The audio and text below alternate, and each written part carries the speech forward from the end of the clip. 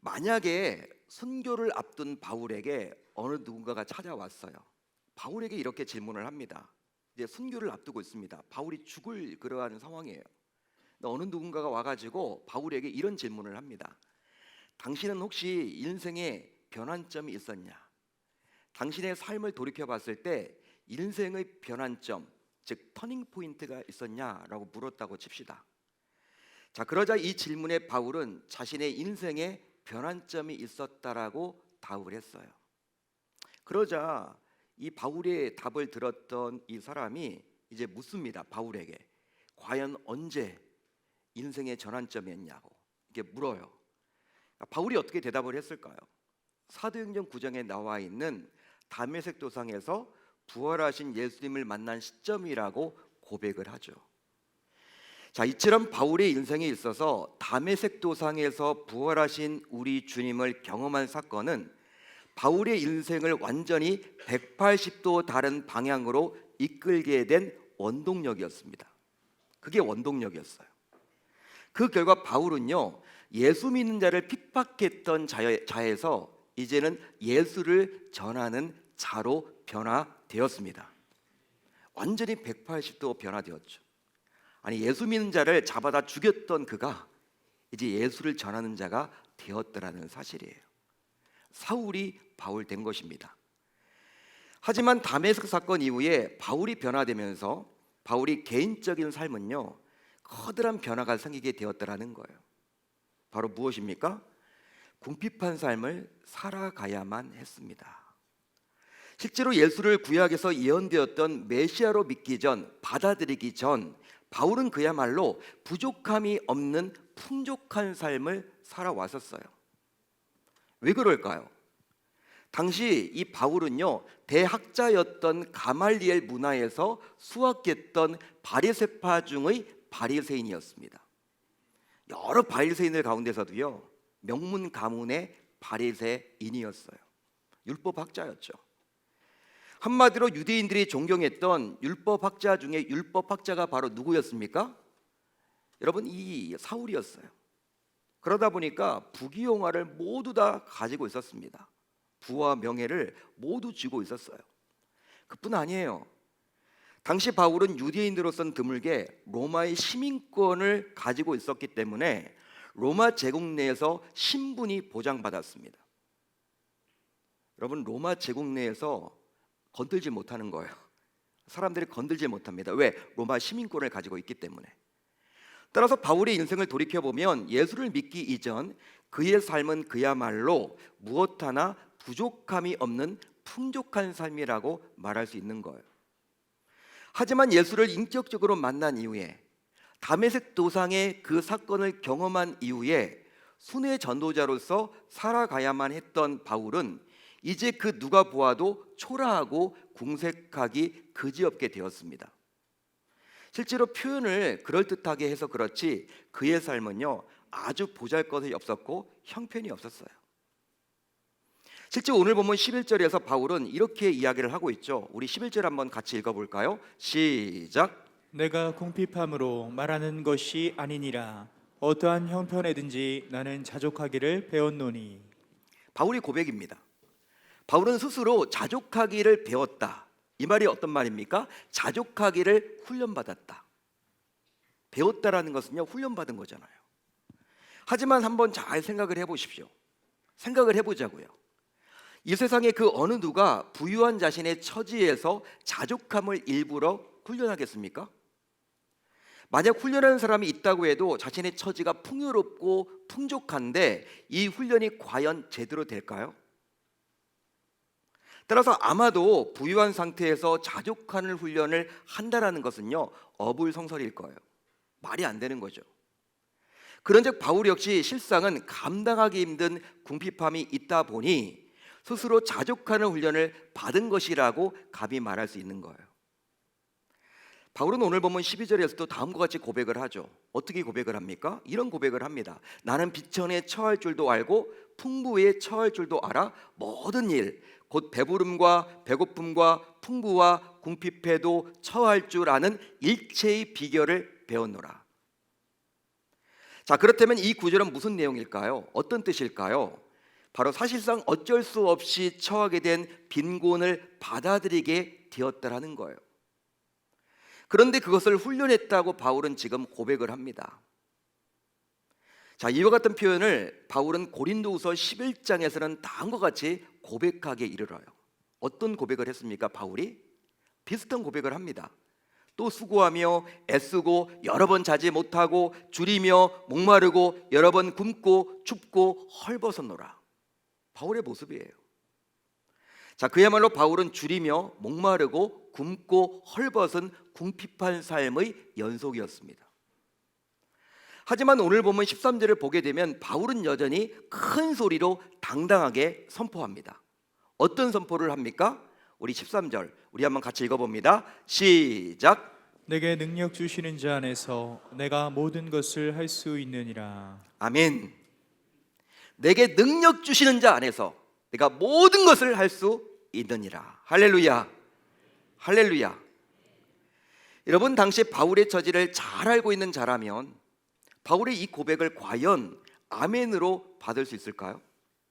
가난한데, 힘든데, 살기 빡빡한데, 어려운데, 지금 굶어 죽게 생겼는데, 쉽게 말하면 당장 끼니도 해결할 라면조차 없는데 내게 능력 주시는 자 안에서 내가 모든 것을 할 수 있느니라 라고 큰 소리치는 이 바울을 과연 신뢰할 수 있을까요? 실제로 바울의 이 고백을 듣고 있노라면 바울이 허풍을 떤다라고 여길 수도 있습니다. 허풍친다, 허풍 떤다. 여러분들은 만약 이런 바울의 고백을 어떻게 받아들이시겠습니까? 여러분들이라면? 또 만약 여러분들의 가정이 갑자기 몰아닥친 경제적인 어려움으로 인해서 살고 있던 집에서 나앉게 생겼는데 바울과 같은 이런 고백을 감히 할 수 있을까요? 하실 수 있겠습니까, 여러분? 저는 못할 것 같더라고요. 쉽지 않을 것 같아요. 여러분, 지금까지 우리가 살펴본 바울의 고백은 바로 바울의 살아있는 간증이며 자신의 체험에서 나온 솔직한 신앙 고백입니다. 자기가 경험한 내용이에요. 실제로 바울은 모든 상황에서 채우시는 하나님을 이미 수도 없이 경험했었다라는 거예요. 따라서 바울의 이 신앙 고백 안에는 복음을 위하여 헌신하는 자에게는 그 어떤 경우에도 우리 하나님께서 반드시 필요한 것을 채워주신다라는 확신이 담겨져 있는 것입니다. 바울이 이런 분명하고 확실한 고백을 당당하게 당시 할 수 있었던 것은 바로 자신의 삶에서 여러 번 이것을 경험했기에 이렇게 당당하게 이야기할 수 있는 거예요. 실제 모든 일에 공급하시는 하나님의 은혜가 함께 하심을 바울은 수없이 자신의 삶에서 체험했었습니다. 자, 그렇다면 바울이 모든 것을 할 수 있도록 능력을 주시는 분은 과연 누구일까요? 여러분, 누구입니까? 바로 우리 주 예수 그리스도이십니다. 예수 그리스도세요. 자, 그래서일까요? 바울은 예수님의 이름으로 능력을 받아서 모든 일, 즉 복음을 전하는 일을 능히 감당할 수 있게 되었습니다. 할렐루야. 할렐루야. 그렇습니다. 실제로 복음을 전하는 삶을 살았던 바울에게 예수님께서 주셨던 능력은 너무나도 다양했어요. 여러 능력을 주셨습니다. 제가 지금부터 알려드릴게요. 어떤 능력을 하나님이 주셨을까요? 예수님이 바울에게 어떤 능력을 주셨을까요? 우선 복음의 능력을 주셨습니다. 복음의 능력을 주셨어요. 자, 로마서 1장 16절을 볼까요? 우리 한번 같이 읽어봅니다. 로마서 1장 16절 시작. 내가 복음을 부끄러워하지 아니하노니 이 복음은 모든 믿는 자에게 구원을 주시는 하나님의 능력이 됨이라. 아멘이죠, 여러분. 절로 아멘이 되죠. 얼마나 멋있는 표현입니까? 자, 이 구절을 보아도 복음의 능력은 바로 예수 그리스도의 십자가의 죽음과 부활을 누군가에게 전할 때 이 진리를 들은 자가 예수를 믿고 예수께로 돌아오는 능력을 말하는 거예요. 얼마나 멋집니까? 그런데 정말 놀랍게도 우리 예수님께서는 바울의 입술에 성령의 능력을 채우사 이 바울이 선포한 대로 믿고 돌아오는 능력이 일어나게 되었습니다. 할렐루야. 실제로 바울뿐만 아니라 베드로를 비롯한 12사도들 역시 요즘의 설교 트렌드를 볼 때 탁월한 설교를 할 수 없어요.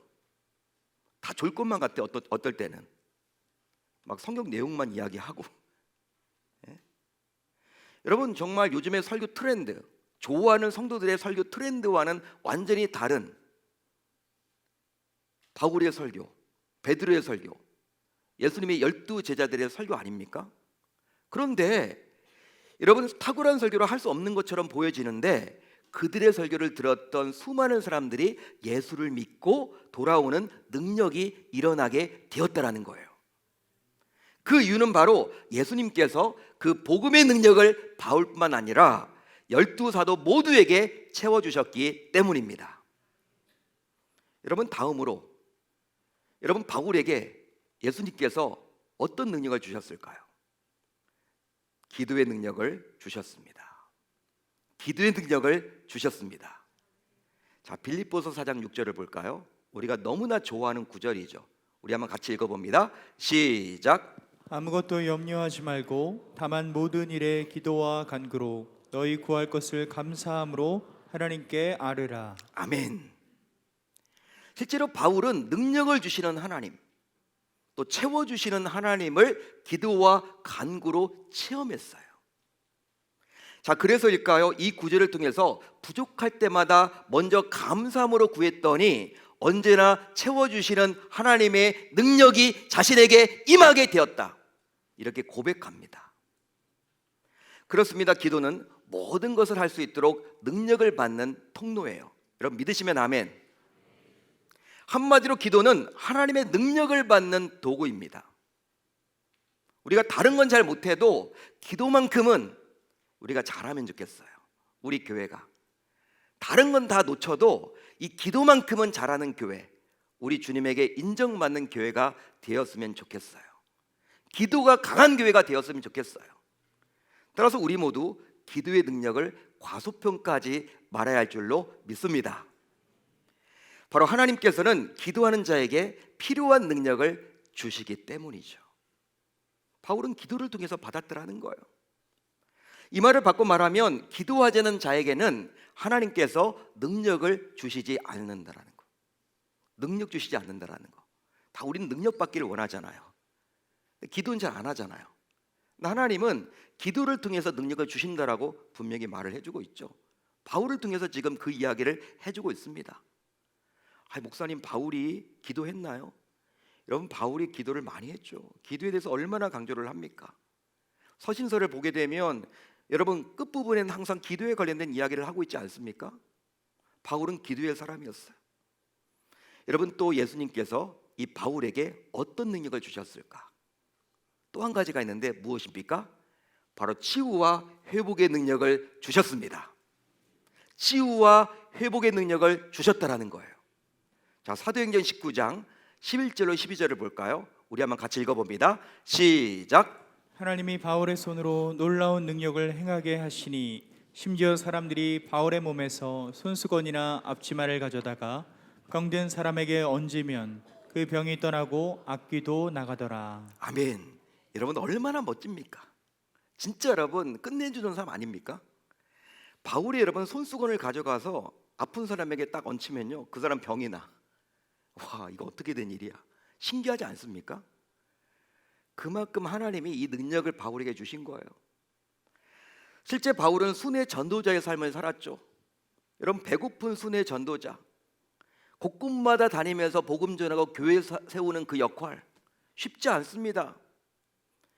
여러분, 그래서일까요? 바울이 복음을 전하는 현장에서 예수님을 마음껏 바울이 전할 수 있도록 하나님께서는 바울에게 신유의 능력을 부어주셨어요. 병 고치는 능력을 허락해 주셨습니다. 그러다 보니 바울이 행한 이런 치유와 회복을 보고 많은 사람들이 바울이 전한 복음에 쫑긋 귀를 기울이게 되었다라는 거예요. 한마디로 바울은 아무것도 할 수 없는 자였지만 하나님께서 능력을 채우시니 모든 약한 것들과 더러운 것들이 치유되고 회복되는 역사가 일어나게 되었습니다. 따라서 하나님께서는 복음 전하는 현장에서 또 진실하게 복음을 전하는 자를 통해서 치유와 회복의 능력을 베풀어 주신다라는 거예요. 여러분 병 고치는 능력 받고 싶으세요? 전도하세요. 선교 나가세요. 해외 나가면요, 저도 깜짝깜짝 놀래요. 저도 병을 여러분 고칩니다. 한국에서는 안 되더라고요. 왜 한국에서는 안 될까? 병원 가지. 근데 여러분 이렇게 막 동남아나 어려운 처지들, 정말 어려운 처지, 병원 한번 가보지 못한 그분들, 우리가 여러분 믿음으로 간절히 기도하면요, 저도 여러분 깜짝 놀라. 병이 나아 여러분. 진짜 제가 눈으로 봤습니다 여러분. 제가 능력이 있어서 그런 것이 아니라 우리 주님께서 이 바울을 순회 전도자로 세우기 위한 목적으로 그에게 신유 은사를 주셨듯이 지금도 마찬가지예요. 한국은 병원 가면 되니까 이런 신유 은사가 별로 나타나지 않지만 지금도 어려운 나라들, 여러분 일평생 병원 한번 가보지 못하고 죽어가는 그 영혼들, 힘들어하고 있는 그 영혼들, 우리가 가서, 목회자가 아니더라도 평신도가 가서 여러분 기도해도 나아요. 저는 몇 번 봤습니다. 따라서 하나님께서는 복음을 전하는 현장에서, 또 진실하게 복음을 전하는 자를 통해서 지금도 치유와 회복의 능력을 베풀어 주십니다. 그 이유는 바로 무엇이냐면 치유와 회복의 능력을 통해서 복음이 잘 전달되도록 하기 위함이죠. 또 한 가지가 있습니다. 이제 마지막이에요. 여러분 예수님이 바울에게 주셨던 능력 또 무엇이 있을까요? 채우시는 능력을 주셨습니다. 채우시는 능력을 주셨습니다. 자, 빌립보서 4장 13절을 볼까요? 우리 한번 같이 읽어봅니다. 시작. 내게 능력 주시는 자 안에서 내가 모든 것을 할 수 있느니라. 아멘. 이런 바울의 고백 핵심은 바로 바울이 복음을 전할 때 필요한 모든 것을 채워주시는 능력을 하나님으로부터 받았다라는 거예요.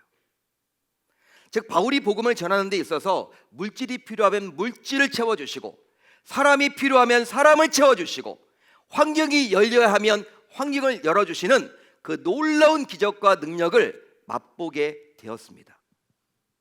따라서 능력을 채워주시는 예수님은 우리의 필요를 아시고 때를 따라서 도와주시고 공급해 주시고 채워주시는 만군의 여호와 하나님이십니다. 할렐루야, 할렐루야. 이처럼 바울에게 복음의 능력을 주셨고, 기도의 능력을 주셨고, 치료와 회복의 능력을 주셨고, 채우시는 능력을 주시는 예수님이 바로 내게 능력 주시는 자이십니다. 내게 능력 주시는 자라는 거예요. 따라서 우리 모두 내게 능력 주시는 자이신 이 예수 그리스도를 신뢰할 줄로 믿습니다. 여러분, 표가 내게 능력 주시는 자를 신뢰하라. 사랑하는 성도 여러분, 벌써 이제 새해가 밝았어요. 여러분들이 말씀 듣다 보니까 지금 13분입니다. 새해가 시작되었습니다. 하지만 작년 한 해 예상치 못한 많은 어려움들을 우리가 모두 겪어야 했듯이 새해에도 과연 무슨 일이 일어날지 아무도 몰라요. 여러분 삶이 얼마나 힘들어요. 여러분 뉴스를 보기가 좀 겁이 나는 경우들이 얼마나 많습니까? 따라서 이미 지난 연말에 새해에 대해서 새해 관련된 여러 가지 계획들을 세웠지만 우리의 계획대로 또 우리의 뜻대로 새해가 이루어진다라고 보장할 수가 없죠. 우리의 생각대로 되지 않죠. 아마 금년도도 여러분 마찬가지일 거예요. 우리 열심히 계획을 세웠지만 그 계획대로 거의 몇 %나 될까? 그런즉 우리 모두 매일매일 하루하루 최선을 다해서 채워가야만 합니다. 혹시 신자인 여러분들 역시 내년도에, 벌써 금년도가 됐죠? 금년 한 해 꼭 이루고 싶은 것이 있으십니까? 내 집 마련입니까? 여러분 내 집 마련이세요? 결혼입니까? 취업입니까? 승진입니까? 임신 및 출산입니까? 유학입니까? 상급학교 진학입니까? 가족 모두의 건강입니까? 가족 모두 교회 출석하시는 것입니까? 그것도 아니면 그 무엇입니까? 여러분 우리 모두 새해 반드시 이루고 싶은 것이 있거나 또 반드시 해결받아야 될 것이 있다면 그것을 채워주실 자를 분명히 만나야만 합니다. 자, 그렇다면 반드시 이루시고 채워주실 자는 과연 누구일까요? 바로 약 2000년 전 바울에게 역사하셨던 동일한 하나님이신 예수 그리스도 그분이십니다. 따라서 신자인 우리 모두 내게 능력 주시는 예수님, 또 내 삶을 채워주시는 예수님을 믿고 나아갑시다. 실제로 예수님께서 채워주시면 막을 자가 없고 이루지 못할 것이 없고 또 안 된 일이 없기 때문이죠. 그러기에 내게 능력 주시는 자이신 예수님 안에서 나는 2024년 모든 것을 감당할 수 있습니다. 할렐루야, 할렐루야. 그런즉 이제 신자인 우리 모두 이 새해를 맞아서 다음과 같이 다짐하고 결단하면 좋겠어요. 여러분, 이 결단을 꼭 하시길 바랍니다. 바로 새해에는 우선순위를 놓치지 맙시다. 새해에는 우선순위를 놓치지 맙시다. 즉, 나 때문에 예수님이 우선순위에서 밀려서는 아니 된다라는 거예요. 누구 때문에? 나 때문에. 따라서 내 생각보다 말씀이 우선입니다. 내 생각보다 말씀이 우선이에요. 내가 하고 싶은 일보다 주님께서 원하시는 일이 우선이 되어야만 합니다. 그런즉 내 처지와 형편에 의해서 예배 생활, 봉사 생활, 헌금 생활, 기도 생활, 말씀 훈련 등이 뒤로 밀려서는 결단코 그렇게 되어서는 아니 될 줄로 믿습니다. 믿습니다. 다음으로 새해에는 내게 능력 주시는 자를 전적으로 신뢰해 봅시다. 새해에는요, 내게 능력 주시는 자를 전적으로 신뢰하면 좋겠어요. 이걸 여러분 결단하고 다짐합시다. 이미 신자인 우리 모두 내게 능력 주시는 자가 과연 누구인지 모르지 않아요. 모르지 않습니다. 이거 여러분 모르는 사람이 어디 있습니까? 하지만 알면서도 온전히 신뢰하지 못하다 보니 흔들리는 경우가 얼마나 많습니까? 따라서 옆에 붙어있는 표어처럼 내는 한 해 동안 어떤 상황 속에서도 또 그 누구 앞에서도 내게 능력 주시는 자를 철저히 신뢰해 봅시다. 즉, 지금까지 해왔던 차원을 넘어서 진짜 진정으로 신뢰를 해봄으로 내게 능력 주시는 자 예수님께 모든 것을 맡길 수 있어야 할 줄로 믿습니다. 그 결과 나 역시 바울처럼, 나도 바울처럼, 오늘 말씀에 나오는 그 바울처럼 나도 내년 한 해, 아니 금년 한 해, 2024년 한 해 복음의 능력, 기도의 능력, 치유와 회복의 능력, 심지어 채우시는 능력을 항상 맛보며 살아가야 될 줄 우리 주님의 이름으로 축원합니다. 그렇게 살겠다라고 다짐하고 결단하는 저와 여러분들이 다 되셨으면 좋겠습니다.